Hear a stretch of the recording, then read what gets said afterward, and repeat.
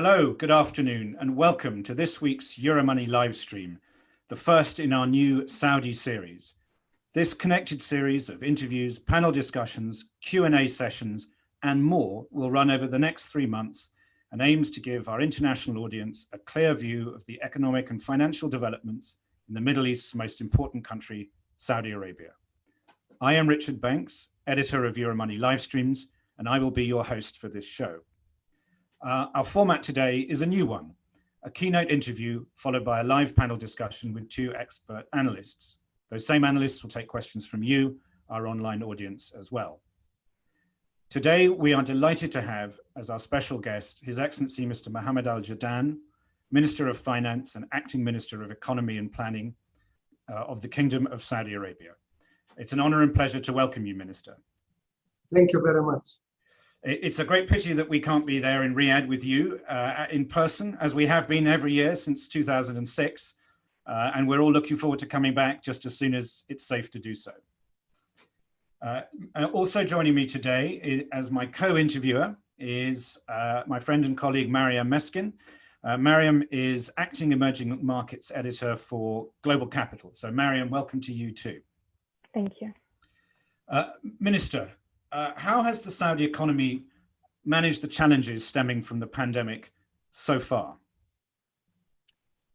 Thank you, Richard, and thank you, Mariam, and thank you for Euromoney for organizing this.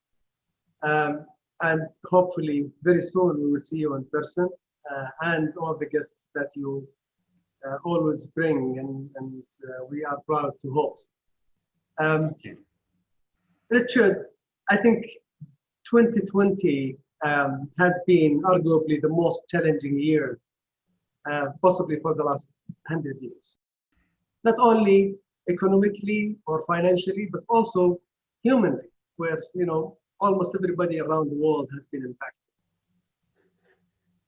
Global and Saudi economy obviously have started the year in a different tone.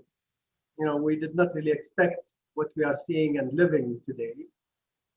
World have started 2020 with caution, but with some optimism. Fragile growth, trade and geopolitical tensions, but there was some optimism that growth is underway, and you could have seen this from the international organizations' reports. In Saudi Arabia, it was a little bit different. We ended the 2019 with very positive momentum. Vision 2030 started yielding results. We started seeing growth on non-oil economy. We started seeing significant growth actually on sectors that we were focusing on, and tourism, entertainment, sports, financial sector, technology, with growth throughout 2019 between 3 and 8%. So there was very good momentum where we started 2020. Also in 2020, we assumed the G20 presidency. And we have put together an agenda that is very powerful, aiming to take our role in working with leading the G20 and our partners in the G20 to support the growth, support sustainable, inclusive growth. Then, very quickly, COVID-19 hit, and it hit the world like a speed train. And the result was that the economy went almost into hibernation due to the lockdown. That resulted in significant impact, and particularly actually on the most vulnerable, whether countries or individuals. That also caused significant impact on Saudi in addition, which is due to the COVID-19, due to the almost economic hibernation. Oil markets were impacted negatively. Revenues from the oil for Saudi Arabia dropped significantly. And obviously, you could see now the results. When countries have announced GDPs and various countries around the world dropped by 5, 10, 15, and some countries even 20%, which basically puts these countries back 10 years before to their GDP levels about 10 years ago, lost 10 years of GDP growth. But then the world responded, and the world leaders responded very quickly. And we have seen a response from the world that we have not seen ever.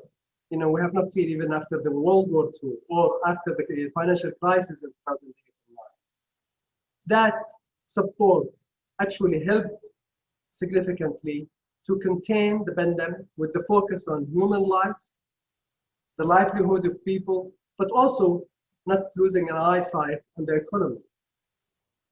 In Saudi, over the past 4 or 5 years, when we started the Vision 2030, we started with a clear plan of diversifying our economy, making sure that we ensure that the volatility that the oil market brings to our plans and to our economy is controlled. We wanted to enable the private sector, we wanted to diversify the economy. But what was most important is we invested heavily on infrastructure. We invested in technology, not only investing in companies around the world, but we invested in our own technology infrastructure in Saudi Arabia. Little did we know how important this is going to be during this year. And very quickly, Saudi Arabia responded. Because of the reform that we have started a few years back, we had a government that is informed, that is very well coordinated, that is proactive, very quickly put together a plan to deal with protecting our people. And we redirected significant resources to the healthcare system. We almost doubled the number of beds, the number of ICU beds, the number of equipments available to ensure that we are able to deal with the pandemic, protect our people, which is very important. What is also important is that the Saudi government and the king decided very quickly that we are going to provide COVID-19 healthcare services free of charge, not only to the nationals, but also to the citizens and to the illegal citizens in Saudi Arabia. These were provided free of charge without any obligation and without any responsibility including on the illegal residents. Also, we started looking at the businesses, and we provided significant support to businesses. We provided a lot of support to the most hits with direct liquidity through grants. We provided significant amount of working capital where we Saudi Arabia and the government decided to waive our right to collect taxes and custom duties and government fees. So to give the businesses a breathing space to use their cash flow and working capital as they see fit to cover their costs. But also we went even more than that and started paying the wages of the private sector employees to ensure that they don't need to worry about the wages and to protect the jobs. On the other side, we looked at our fiscal space. We started the year with very strong fiscal buffers. Saudi Arabia is the largest economy in the Middle East. Saudi Arabia has significant wealth, significant investments, and significant reserves, both foreign reserves and local. We mobilized this, but we also mobilized our ability to tap the debt market. We increased the ceiling of debt to GDP from 30 to 50%.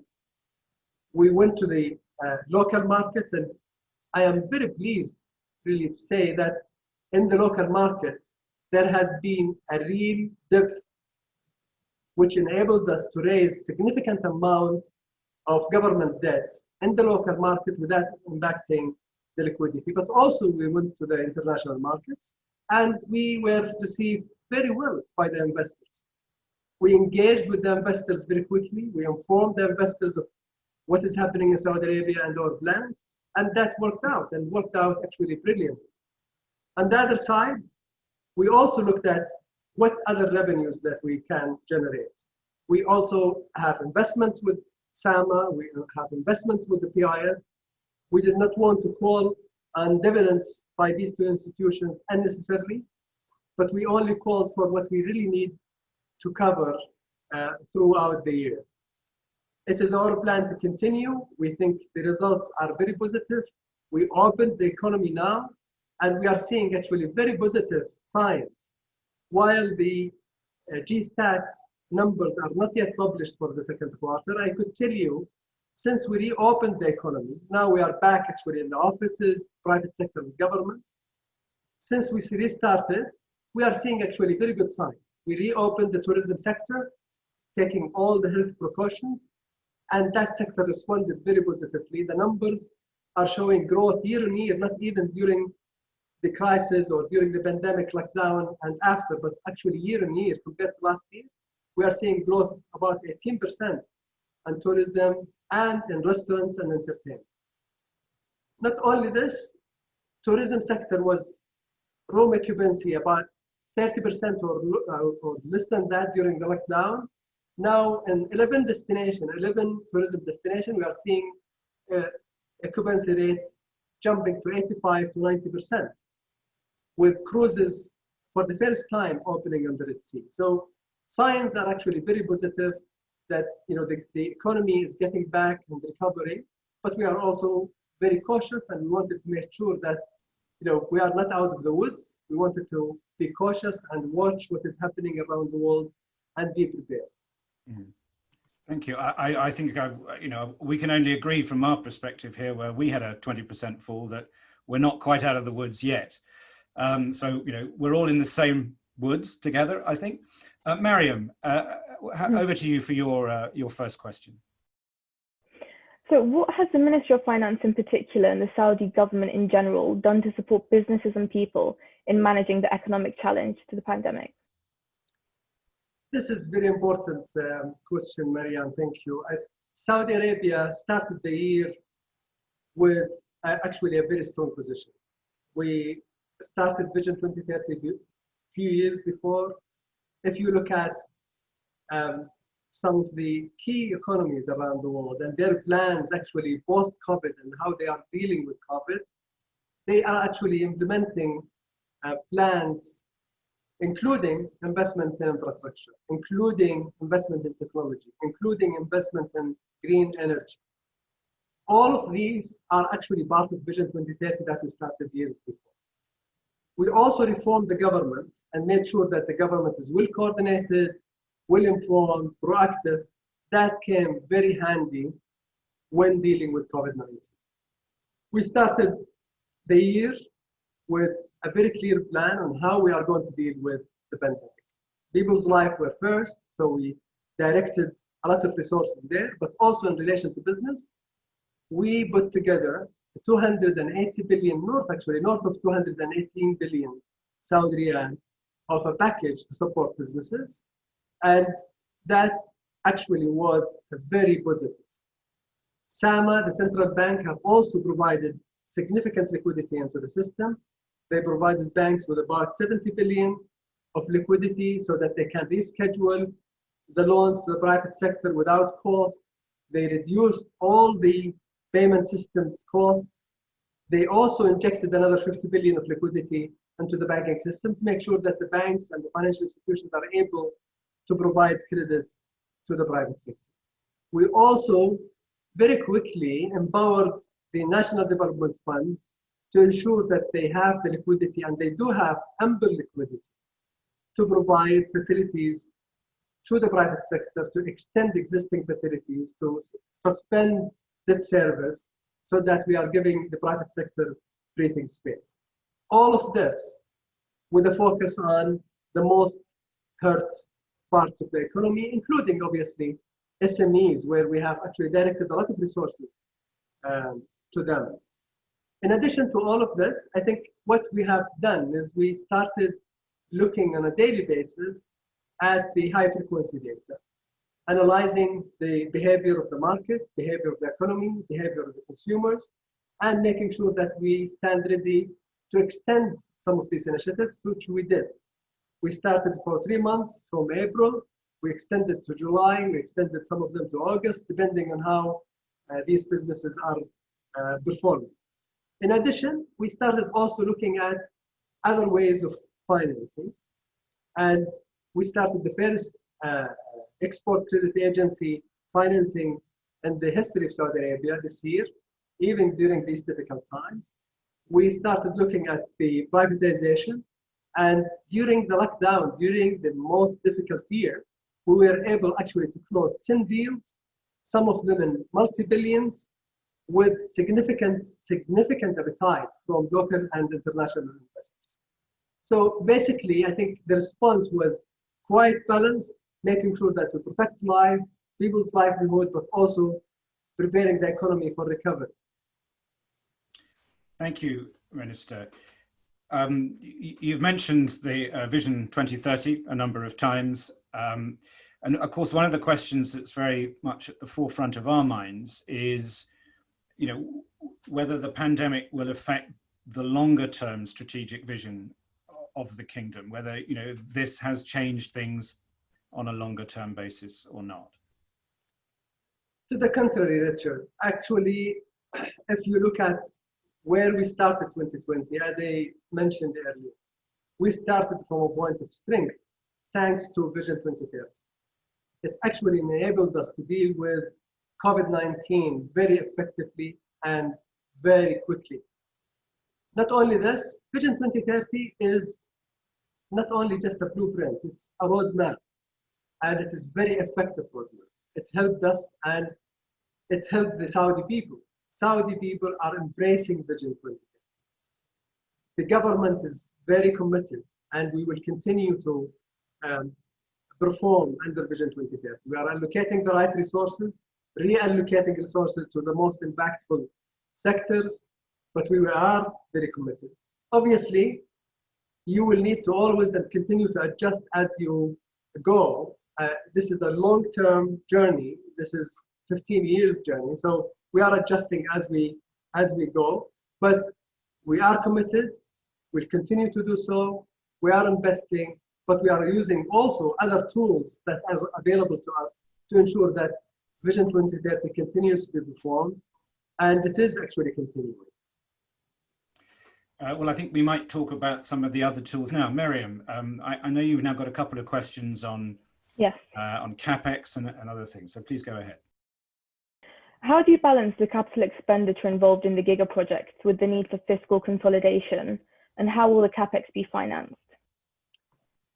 Obviously, capital expenditure is very important for growth in the future, and we are committed to continue. We are very selective as part of Vision 2030 of where to invest from a government expenditure point of view and infrastructure, but also we have other tools that we are utilizing. Vision 2030 is also about diversifying the economy, empowering the private sector. That's what we are doing. And privatization, for example, is an evidence where north of 15 billion of expenditure was spared from the government's expenditure this year because the private sector is doing this. About 11 billion riyal of revenue are going to be collected this year from privatization deals that have actually been bid, and we received bids for it from private sector. But also we are utilizing the National Development Fund to ensure that the private sector has the resources to be able to finance and execute infrastructure deals. And we have the Public Investment Fund, who are focused with a mandate to invest in the local economy. They are investing a lot. And what is important is they are catalyzing investments from the private sector locally and internationally in their projects. The last deal, I think that was announced, is the air products joint venture with Aqua Power. They are investing north of $5 billion in NEOM. Contracts have been signed and awarded in NEOM to contractors in Red Sea, in Qiddiya, in Desal, in power, renewables. So we are committed. Obviously, in the government expenditure envelope, we are directing it to the most impactful, where we think the private sector cannot do it, but everything that the private sector, supported by PIF or the National Development Fund, we are leaving it to them, and we'll continue to do so. On that note, the Kingdom is a very popular issuer in international debt markets. So what role will international capital play in your short and medium-term funding plans? Maryam, the private sector does not have a nationality, to be honest. Local and international investors are very important for us. I could tell you in the debt market, what we have seen pre-COVID and post-COVID is very well reception. Even after COVID, in April when we went to the international market, we received significant demand. We extended the yield curve to 40 years without cost. We received about 5 times subscription of what we really wanted to issue. And we paid a premium of 5 basis points compared to 30 to 70 basis points that our peers have paid. So the reception and the respect on the side of the international investors to the strength of the government and Saudi Arabia's credit is no doubt very strong, supported obviously by the fact that 50 countries around the world during COVID-19 have been downgraded by the rating agencies. Saudi Arabia maintained its rating with a stable outlook. On the local side, which is obviously very important for us, we are seeing significant investments. I think Ministry of Industry last week announced that during COVID, they have licensed tens of industrial projects. Some of them have already started. We utilized the impact of COVID-19 to look at the value chain. We started actually manufacturing some of the equipment that we were importing from outside, like personal protective equipment, already being manufactured in Saudi Arabia, very effectively, with high quality, with very competitive price. So actually, the momentum is quite positive. I cannot say that we are out of the woods, but the signs are actually very positive. And we think investors are looking for the right return, for the right risk, and we are providing the structural reform to ensure that we reduce the risks on investments. We do the right reforms to attract more investors. Thank you, Minister. Well, time as ever moves on, and you've been very generous with yours. So I think we'll make this one the final question. At the very beginning of your comments, you said that you highlighted that, of course, this year, 2020, is the year of the Saudi presidency of the G20. What a year to be president of the G20. Well, what a year generally. Could you just tell us a little bit about what you are doing with the G20? What are the recent initiatives and how you're getting on the progress on the action plan that was agreed in Q2? Richard, thank you. This is, as I said, unprecedented year, whether on the spread, severity, and even speed that the COVID-19 hit the world, exactly like a speed train. And what is really unfortunate is that the impact on low-income countries, the poor countries, and the poor people are even more than others. G20 responded and responded very swiftly. We have seen unprecedented actions taken by the G20 throughout the past several months. For the first time in the history of G20, we held the first virtual summit meeting on the first quarter with very clear mandates to the various ministerial committees and the international organizations to ensure that we protect the lives, protect people's livelihood, and prepare for recovery, with a very long list of demands from the leaders. We very quickly put this in motion. All actions are underway. Some of them have been completed. Some of them are underway.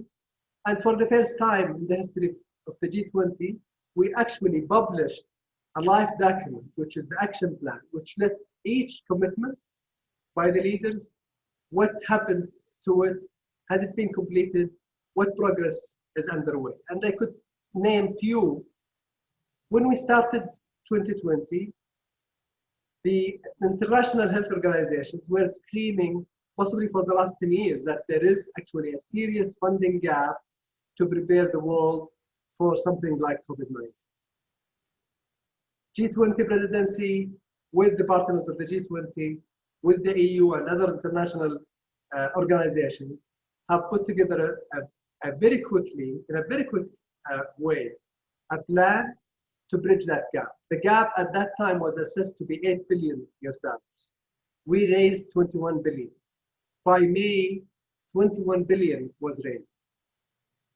Number two, we very quickly, and for the first time in the G20 history, we very quickly put a plan that was supported by our partners in the G20 to actually suspend debt service on poor countries, which is called the debt service suspension initiative. This was approved very quickly by the G20, implemented, and a lot of countries have already benefited from it. This is about $14 billion US, which is redirected by these countries to support their people and their health service providers. Third, for the first time in the world history, 11 trillion of stimulus package was put together, injected by the G20 into the world economy. Without it, I think we would have seen a different world. And that is not only helping the G20, but also helping the whole world. We represent 80% of the GDP of the world. The world is interconnected. We know if one country remains behind, the whole world will suffer from COVID-19. So we wanted to make sure that we cover everybody. Vaccines, therapeutics, medical equipment have been covered and financed by the G20 and other donating nations around the world. And we continue to develop that agenda, particularly when it comes to the most vulnerable, women, children, SMEs, poor countries and poor people. And if you want, I think it would be helpful for our viewers now to look at the G20.org, where it has a live document updated every day to ensure that we inform the world.